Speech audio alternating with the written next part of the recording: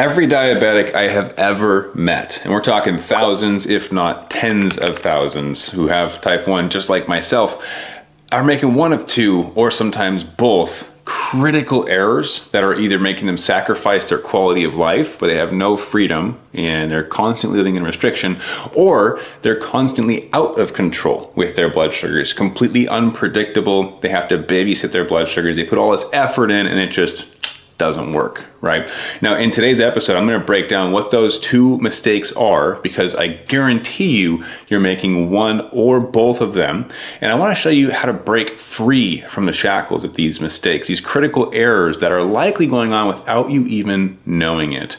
Now, if you don't know who I am, my name is Matt Van Diabetics. I am a certified master fitness trainer and nutritionist. More importantly, for you, I live with type 1 diabetes. I experiment on myself, and I help other people figure out their blood sugar so they can live their best lives, right?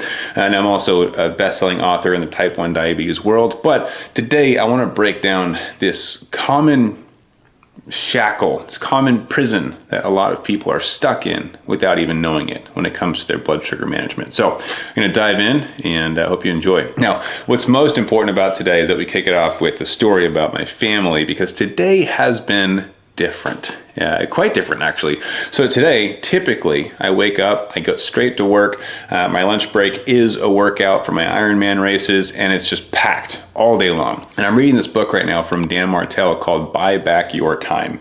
Now, this is specific and very nuanced to business owners, but the concept is that you hire people to take stuff off of your plate as the owner so that you can actually get back to enjoying life, because most entrepreneurs and business owners are known for not having a life, right? They stay late at the office, early mornings, they're never home for the family. And I thought, you know what? I don't want that life where I'm never home with my family. I've got a 3-year-old toddler, right? And she's amazing. So my wife suggested we have a family day. I said, you know what? That sounds hard to do, just like to pull away from work for a whole day, but let's do it. And so this morning we woke up, had a beautiful breakfast, and went to the aquarium. So in San Diego, there's a lot of great places that have, there's the zoo, the wild animal park, SeaWorld is also the Birch Aquarium, which we went there today. We spent the morning petting starfish and sea slugs and stingrays, looking at sharks and seahorses and sea dragons, and just eyes wide open. Oh, this is amazing. Watching my daughter experience it is fantastic. Now, we're letting her kind of guide the day. So initially we're like, where do you want to go? She was like, grandma's house and then Nani's house, which is like both of her grandparents. And we're like, somewhere else, but somewhere fun, right? I mean, it's fun, but it was like, what can we do that is for you? So it was the aquarium, then straight into a hike. That was beautiful, amazing view of the whole valley and of the ocean. And then from the hike, I was like, where do you want to go next? And she was like, a restaurant. And we're like, okay, let's go. So we went to a restaurant. And of course, for me, as somebody living with type 1 diabetes, back-to-back-to-back events that are all different can be very tricky. And oftentimes it can lead to chaotic blood sugars, right? And that's something that used to get me. I used to say no to all of those things. And the reason is I didn't want to have to deal with blood sugars. I knew that if I just kept everything the same every day, I'd never have to deal with the unpredictable blood sugars, or at least not as often, because diabetes be crazy sometimes, right? Where you're like, what happened? And you're like, I don't know, the wind blew differently today. Full transparency here. Let's be honest about diabetes. Literally, a scientifically known fact is that the temperature can influence your blood sugars. Let's just let that sink in for a second. The amount of nuanced knowledge you have to maintain to keep blood sugars controlled, it's kind of crazy, but it is possible, I promise. Now, with that being said, what I want to drive home today is that I took this concept from this entrepreneurial book. It was like, make sure you're actually enjoying life. And I thought, you know what, that's true. And then I had this epiphany while we were out there. I thought, you know what? A lot of people living with type 1 diabetes don't know how to have fun anymore because they have to check in with their blood sugars first. And this might not sound like you, but this is one of those critical errors that I mentioned in the beginning of this video, something that I used to do a lot, which was I'd get an invite. Hey, you want to go for a bike ride? Yes, but let me check my blood sugars real quick, right? And it's like, oh man, I got a bunch of insulin on board and I'm heading towards a low. Can't. Next time. right? I get the invite, hey, you want to go out for pasta? We're going to go out with the friends. One sec, let me check. Oh, I'm 220, can't, right? Pasta is not going to be good for that. And it was always me checking in with my blood sugars first, which looking back, honestly, it's depressing. If I'm completely honest with you, it hurts on the inside when I think about how many moments I missed out on, how many experiences I missed out on. I'll give you a real example. After I had a near-death experience in Paris, France, and those of you who are new here, I had a super low blood sugar, terrifying, middle of nowhere. I didn't know anybody, by myself, traveling for work, and it was bad. Came back from that, and I got an offer like a few weeks later, full expenses paid trip and get paid on top of it, because it was for work, to Portugal. And I said no, because I was terrified of blood sugars, right? And I was living in fear. So this is one of the mistakes. I see a lot of people go through what I did, where either diabetes is scary or it could be scary, right? They either experience something scary, so they're living in restriction and in fear, or they're told that diabetes can get scary and they're living in restriction and in fear, right? And this could be on both sides. For me, it was a fear of lows that kept me from doing a lot of stuff. For other people, it's a fear of highs and complications. Don't let the blood sugars get out of control, right? And it can lock us into this really restricted lifestyle where we feel stuck, where it's like, I gotta do whatever is necessary to keep blood sugars happy. So they tilt the scales and they feel like they have to sacrifice happiness in order to achieve health. Now, the second critical error that I see a lot of people making is that they'll sacrifice health in order to find happiness, right? Where it's like, hey, blood sugars are going to be crazy no matter what I do, so I'm just going to live it up. I'm just going to do whatever the heck I want, and I'm going to enjoy it. And I'll be honest with you guys, that was me for the first like 5 years after being diagnosed with type 1 diabetes. I found myself in this mental space where I just was not ready to accept that I had type 1 diabetes. I was taking my insulin mostly, not responsibly. Honestly, I was just throwing random doses of insulin at my meals. And I'm like, that should do it. And if it doesn't, I'll figure it out, and it didn't test my blood sugars very often, didn't have a CGM at that time or an insulin pump. So it's just kind of just flying by the seat of my pants. And my thought process behind that was, well, this thing's probably going to kill me. My doctor at the time misinformed me and said, hey, you'll be dead in 10 years and you're probably going to get complications along the way. It's going to be a rough ride. Terrible human for not researching before telling me that. But that led me into a place where I was like, hey, if I'm going to die anyways, might as well live it up, and travel the world, hang out with my friends, have cake, and like I didn't really care. I was reckless. That's what it was. And I see a lot of people maybe not being reckless, but just almost like out of a sadness, they rebel, where it's like, hey, these are the cards that I was dealt. Just going to go ahead and have fun anyways, right? And they believe they have to sacrifice health in order to have fun, where it's like, I'm going to ignore this high blood sugar that I have right now so I can keep playing, right? Or keep watching the movie, right? Or go out for pasta. I'm going to ignore this low blood sugar best I can, right? Because if you get low enough, it demands your attention. But they let blood sugars just kind of do whatever. They throw insulin at highs, they throw sugar at lows, and then get back to their life. And it's almost like, how quickly can I get back to what I was doing so that I'm not giving attention to diabetes? It's like rebelling, right? So these are the two different sides of errors that I see people making. Either you sacrifice health for happiness, or you sacrifice happiness for health. And nobody has stopped to ask if you can have both. And it took me nearly a decade to not only ask this question, but also to find an actual answer where you can truly have health and happiness, but it has to be done correctly. Now, there's an order to this, and this might get just a tiny bit confusing, so stick with me. Promise it'll make sense in the end. Now, first, before you do anything, you got to figure out the numbers.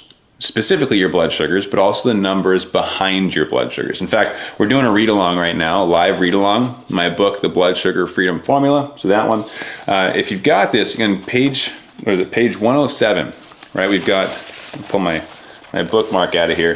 We got the 3 levels of impact, okay? 3 levels of impact chapter 7 on page 107 of the Blood Sugar Freedom Formula. It's going to go through a lot of different things, and this is actually what we're talking about this week, so I'm excited about it. But a lot of different things to be aware of that are acting on your blood sugars behind the scenes. Like, why did I go low last night? Well, you worked out before bed, and the insulin sensitivity carried into the night.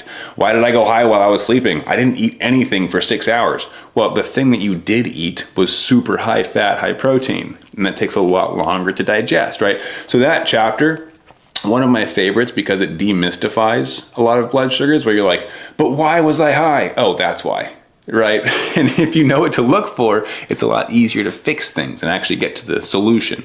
But I digress. The point that I'm trying to make here is that number one priority needs to be fixing your blood sugars so that they don't get in the way, right? Because if you ignore your blood sugars, they're going to demand your attention one way or another. Either a low is going to pull you out or a high that's going to stay there too long and cause issues, right? The challenge though is a lot of people don't know which one to hit first, and they worry they're missing out on life when they focus on blood sugars first. So obviously what we do with our clients, we call it the 8-week sprint. So whenever somebody applies to work with me, they get approved and we create a custom plan. The first 8 weeks is us setting up their 80-20 blood sugar formula, where it's like, look, we're gonna sprint for 8 weeks. We're gonna get everything dialed in so that after phase 1, we get into phase 2, which is week 9 to week 12, I think it was, where it's like, we got to optimize for the best you. Like, what do you want out of life now that blood sugars are controlled?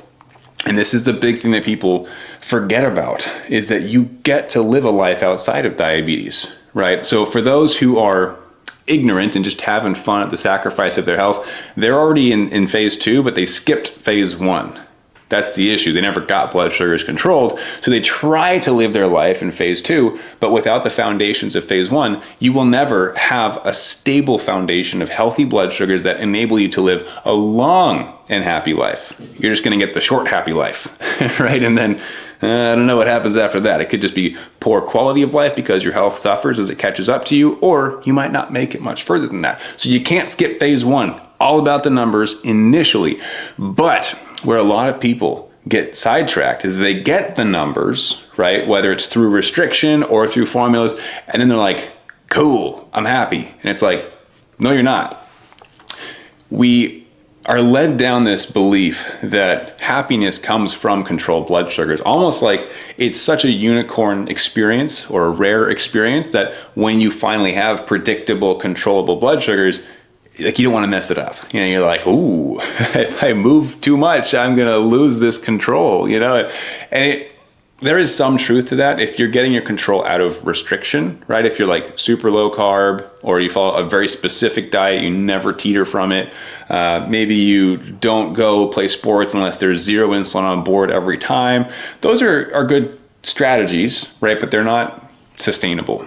And so if you're stuck in that restriction, it can feel like there is no life beyond type 1 diabetes because you're always focused on it. You're always asking blood sugars for permission before you go and have fun, right? And you're always trying to craft life's plans into the box of diabetes, when the reality is you should be fitting diabetes into your life. You're thinking about it backwards, right? So a lot of people are told you need to fit your lifestyle into the box of diabetes. You are now X diet. You are now Y type of activities. You are now Z lifestyle, right? And that's a great starting point for a lot of people because it's cut and dry. Here's the rules, follow them. Okay, great. You know, that's simple, but it's not sustainable. So the next phase of that needs to be building flexibility and true control, because control through restriction isn't control. It's Groundhog Day, right? You're trying your best to live the same day over and over and over again. It doesn't get you to your end result. It just keeps you in this death spiral, in a loop of depression and anxiety and frustration, right? Because you can't live your life, but you think that you have to do that in order to live. It's challenging. So instead, what I suggest is that we get the numbers dialed in first with true control, right? And this could be the 8-week sprint with us. This could be you just dialing down your insulin and be like, okay, I need to know how much insulin I need exactly, and like really put some focused attention there. Documentation is key. Just write down everything that comes to mind, right? High blood sugar, why'd that happen? Write your thoughts down. Low blood sugar. Why'd that happen? Write your thoughts down. And get detailed. Okay, if you're given generic answers like high blood sugar, I guess I ate too much, you're never going to get good results. You have to take this seriously. But there must be an endpoint to your sprint. You cannot sprint forever. So this is an error that I made a few times, is I figured I could just keep my head down and go. I was like, I'm determined, right? And I made it like 2 years of sprinting with my diabetes, of just research, experimentation, documentation, going to appointments, and really trying my hardest. And it certainly worked, but I burnt out pretty hard. So the challenge here is finding the balance between the two. So you want healthy and happy. It's going to have to be sequential, where we go healthy first, happy later. Okay. So initially, 8-week sprint, we walk our clients through that formula building process.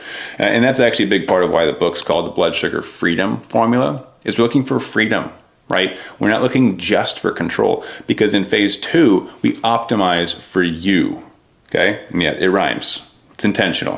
In phase 2, we optimize for you. I like doing that kind of stuff. But what does that look like? Now, there's a conversation I had actually with my Ironman coach, or one of them. I hired like 3 different Ironman coaches because I was like, gotta get it perfect. I want to make sure I get the best race possible, which turns out is like a myth. Every single race, something is going to go terribly wrong.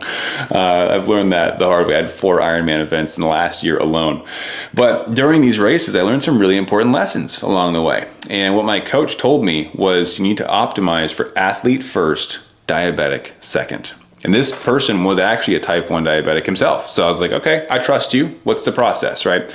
And the thought behind that really didn't stick for me for a long time, because I was like, what are you talking about, diabetic second? If I go low, I can't finish the race. I have to be diabetic first, athlete second.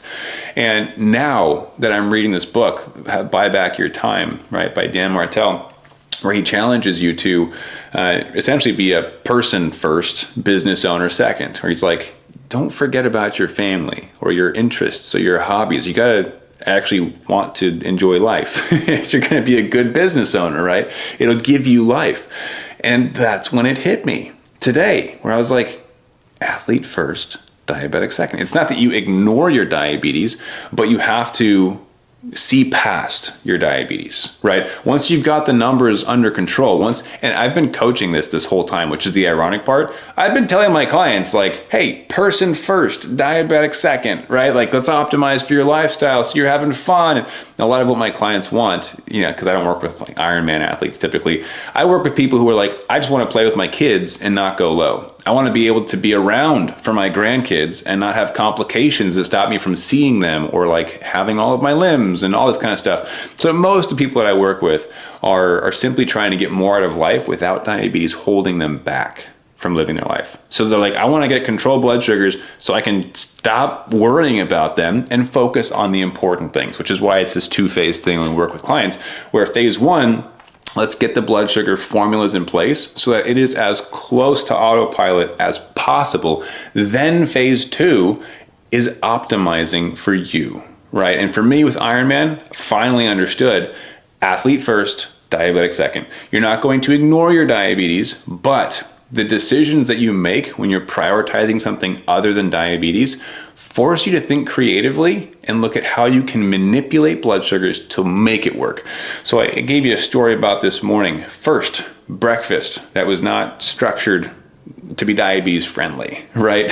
Second, straight into walking around with basically a theme park, right? As an aquarium, lots of walking, lots of insulin on board. Almost had a low, didn't. Right? I hit 80 and was like, whoa, I'll even put a picture of it on screen. I was like, whoa, we're getting close, But person first, father first, husband first, diabetic second, right? From the aquarium, we went out to lunch. That was not planned either, right? Didn't have an exact carb count. They brought food out that was not portioned correctly. I was like, all right, we're going to figure it out. 100% time in range for the whole day. Very proud to say that. Came back home. My daughter fell asleep, so I had some time to do some chores real quick before she woke back up. And through chores, still in range. No highs, no lows, right? It wasn't perfect. It wasn't beautiful, okay? It's kind of up and down, But person first, diabetic second, now that I've got my formulas in place. So that's the key. Step 1, 8-week sprint, we get our foundation set with your blood sugar formula so that in phase 2, we can optimize for you. Because if you try to optimize for you first, it's going to be built on an unstable foundation, right? You try and go out and have a fun day at the aquarium, and then what else did I say? Going out for lunch, and what else did we do? I'm already losing track. Oh, we went for a hike. Yeah. So it was aquarium, then go for a hike out in the mountains. My daughter did well. She's a trooper. So a hike, right? And then into lunch. You can't do that if you don't have blood sugar formulas and stay 100% time in range. It just doesn't work that way, right? Or at least not more than once. You might get lucky. You have to have your foundations built first so that you can optimize for you. And that could be athlete first, diabetic second, right? Right now. So I'm an Ironman athlete. I'm also doing other ultra endurance athletics, which honestly is just kind of a hobby right now. I was like, hey, I'm going to see if a type 1 diabetic can do these things. It's super challenging, but it can, right? If you have the right formulas. But you might not be an athlete. You might be parent first, diabetic second, right? You got to be able to keep your blood sugars controlled if you're going to be a good parent that is present, all right? You can't be treating lows and highs and not being with your kids when they need you. So you have to have your blood sugar formula set up. Grandparent first, diabetic second. Okay, when your grandkids finally come over, are you going to be stuck fixing blood sugars, or are you going to be ready to play and be the best grandparent they've ever had, right? Maybe it's student first, diabetic second. Career first, diabetic second. Whatever it is, it's your decision, but it has to start with numbers and with optimization. It has to be in that order, right? And it wasn't until this finally clicked recently, and today actually it finally kind of came together where I actually put it into action. But you can't forget to live your life. And that's the big one that I want to give you today, is a lot of people, these 2 errors, right? And here's the summary so we can wrap it up for you. The 2 critical mistakes that people make when trying to live life as a type 1 diabetic. Number 1 is that they optimize for health, but they forget to live their life. They optimize through restriction, right? Don't eat these foods, don't do these activities, don't have fun, don't do X, Y, Z. Restriction does yield better control. You will get health, sort of. Right? It's not going to get you to the level of control that my clients have, where we're sitting at like 90% time in range on average, like through whatever happens. But you'll get better controlled, right? If you keep things restricted. But again, we're not trying to cram life into the box of diabetes. We're trying to put diabetes into our life. To live our life, diabetes can come along for the ride, right? So first mistake is sacrificing your quality of life for your health, right? So you're depressed, anxious, frustrated, but you're surviving. So it's a step in the right direction, right? The other critical error, and I've made both of these errors, by the way, speaking from experience here, is that you sacrifice health in order to have happiness. Where you're like, all right, forget blood sugars. I'll figure it out as I go. I'm just going to fly by the seat of my pants. We are going to treat highs with insulin and lows with sugar, and we'll keep putting one foot in front of the other, right? It's not a good plan. I did that for years, and I came to some pretty scary, multiple actually near-death experiences. I know that I've caused damage to my body during those years of my life, and not proud of it. I know a lot of us have our own journeys of acceptance, so if that's you as well, you got to move on. Don't get stuck in what could have been, right? It's important to look into the future of what can I do now that I know better, right? Now that Matt's given me a path forward, what can I do with this? So don't sacrifice your health just to have happiness. Don't sacrifice your happiness just to have health. Ask, how can I have both? And the answer is, in the proper sequence, you can have both with balance, right? Control first, learn how blood sugars work. Like I said, chapter 7, right, which is page 107, blood sugar freedom formula. We're going through it this week. I'm super pumped about. Everyone who's bought this book, we're doing a live read along, like not literally where I read it to you, but I'm giving the lessons behind the scenes that didn't make it into the book. We're covering new concepts. And in chapter 7 and 8 that we're doing this week, the 3 levels of impact was probably the most impactful lesson in my own life that allowed me to finally have understanding of what the heck is going on with the blood sugars, right?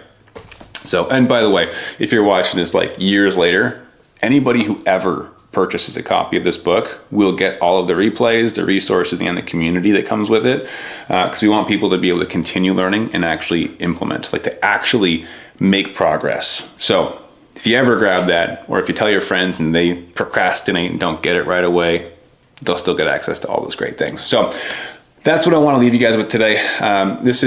I actually got to take off because I think my daughter's awake now. We're going right back out the door. We're going to continue with Family Day, but I wanted to come in here and share this epiphany with you because I could not keep this to myself. It finally clicked in my own head. Athlete first, diabetic second. Person first, diabetic second. Whatever it is to you, parent first, grandparent first, CEO first, person first, right? But it has to exist after a base has been built. So step one, we do the 8-week sprint with our clients. We're setting up your 80-20 blood sugar formula so that blood sugars are as level, as predictable, and as easy to control as possible, so that in phase 2, we can actually optimize for you. We can make life fun again, right? And get back into more spontaneity and adventure, whether that's with activities or food or lifestyle or family. There's a life out there waiting for you, and it's your job to take the next step, to take action. Not perfect action, but actually imperfect action, to do something now because you deserve it. I hope this one was helpful for you. Remember that diabetes does not have to hold you back, but it does require a plan. So plan it out, take action, and find freedom with your formulas. See you next time, and keep up the fight.